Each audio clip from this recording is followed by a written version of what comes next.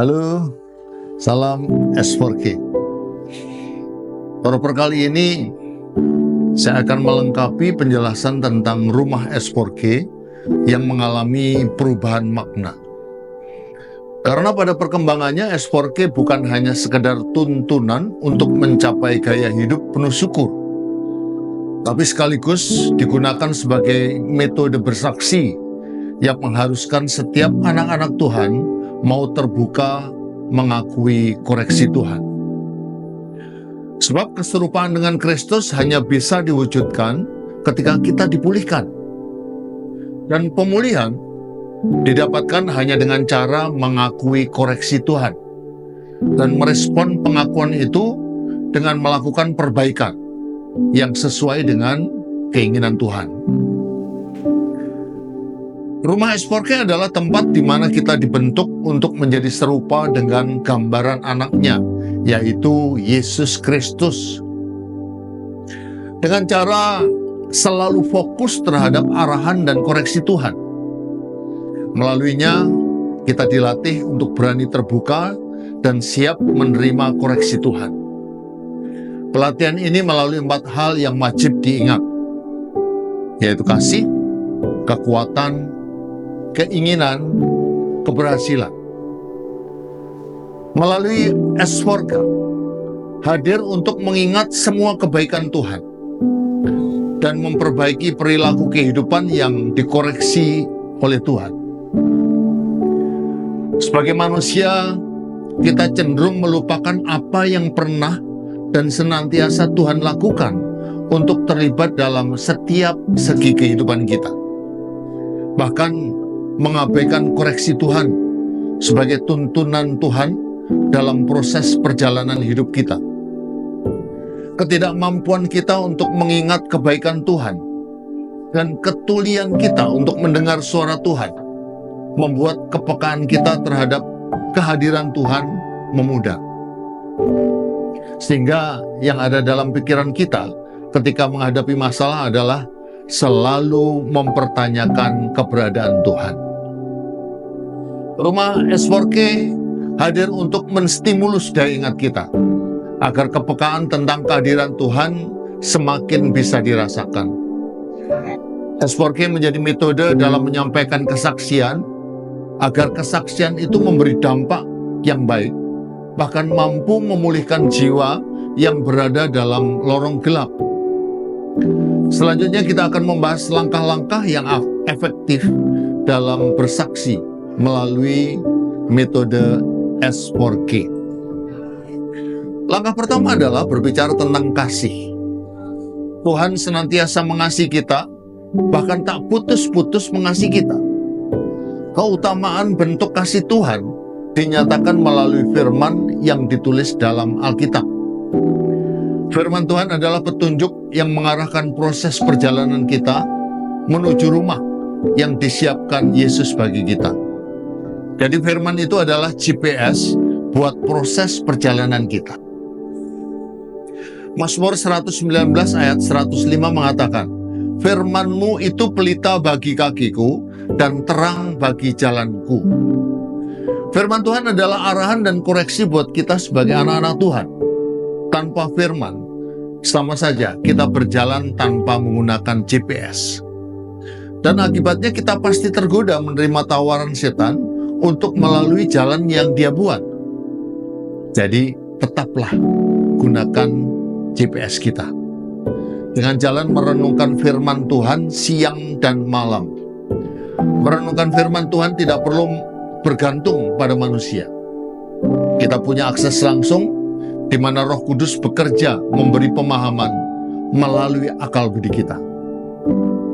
Yohanes 14 ayat 26 mengatakan, "Tetapi penghibur yaitu Roh Kudus yang akan diutus oleh Bapa dalam namaku, dialah yang akan mengajarkan segala sesuatu kepadamu dan akan mengingatkan kamu akan semua yang telah kukatakan kepadamu."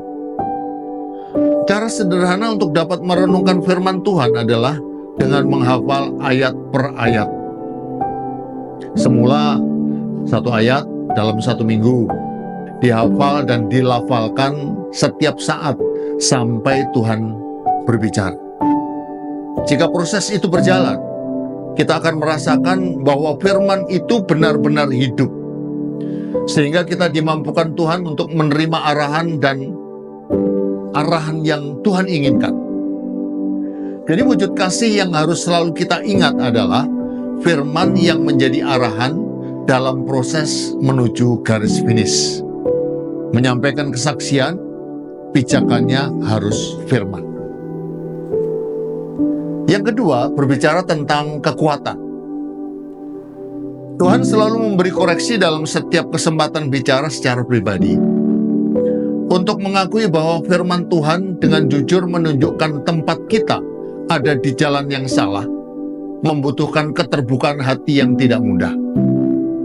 Seringkali kita berdalih dengan memberi beribu alasan yang masuk akal. Mata hati kita tertutup karena terharang oleh silaunya keinginan yang ditawarkan dunia. Suara keras Tuhan terasa lirih, bahkan tak terdengar karena kalah dengan kerasnya kekuatan suara dunia. Maka membiarkan Tuhan terlibat dalam setiap langkah kita adalah merupakan kekuatan yang disediakan Tuhan bagi kita. Apalagi kalau kita menyadari bahwa firman Tuhan itu sebenarnya sangat tajam. Dalam Ibrani 4 ayat 12 dikatakan demikian. Sebab firman Allah hidup dan kuat dan lebih tajam daripada pedang bermata dua manapun. Ia menusuk amat dalam sampai memisahkan jiwa dan roh, sendi-sendi dan sungsum. Ia sanggup membedakan pertimbangan dan pikiran hati kita. Kekuatan firman Tuhan yang luar biasa itu yang memampukan kita untuk mengakui koreksi Tuhan. Setiap firman yang kita renungkan selalu mengandung unsur koreksi, dan setiap koreksi menuntut sebuah pengakuan.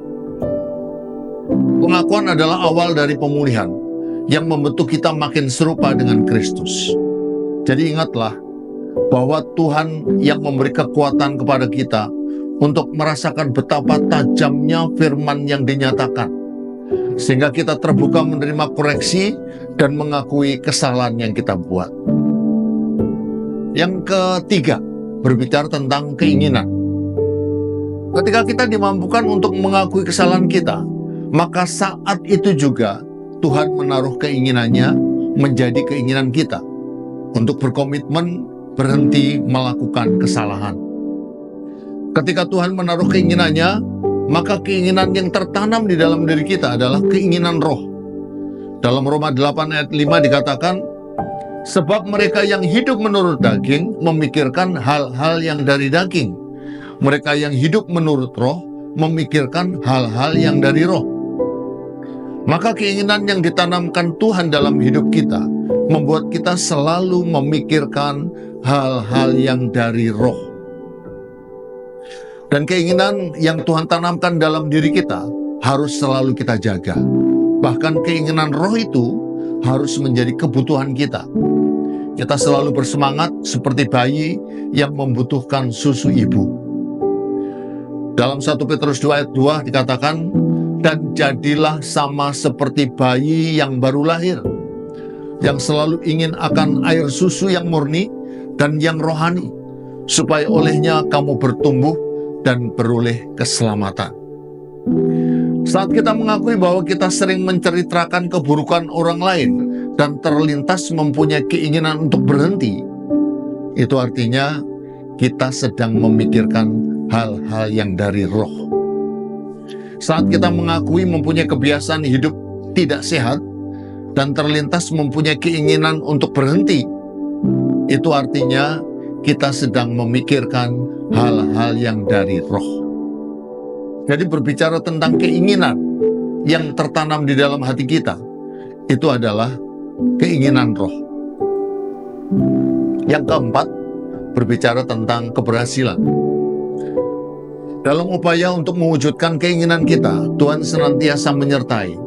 Dia tidak pernah membiarkan kita dan tidak pernah meninggalkan kita. Saat kita gagal mewujudkan keinginan kita, Tuhan selalu memberi kesempatan dan memberi semangat untuk berjuang. Seberapapun seringnya kita mengalami kegagalan, Tuhan tidak pernah meninggalkan kita. Dia terus memberi kesempatan sampai pada akhirnya kita dimampukan untuk mewujudkan keinginan itu. Jadi ingatlah, keberhasilan yang kita capai itu karena penyertaan Tuhan. Dengan mengingat 4 hal itu, maka perlahan tapi pasti, pemulihan demi pemulihan akan membentuk kita semakin menyerupai Kristus dan selalu memancarkan sukacita karena ada rasa syukur yang terus menjadi bagian dari hidup kita. Dan kemunculannya secara alami, karena yang ada dalam pikiran kita adalah ingatan tentang keterlibatan Tuhan dari semua segi kehidupan kita. Oleh sebab itu, jangan lelah untuk terus masuk dalam proper proses perenungan. Karena itulah yang menjadi petunjuk dalam perjalanan pulang menuju rumah kita di surga. Amin. S4G? Yes.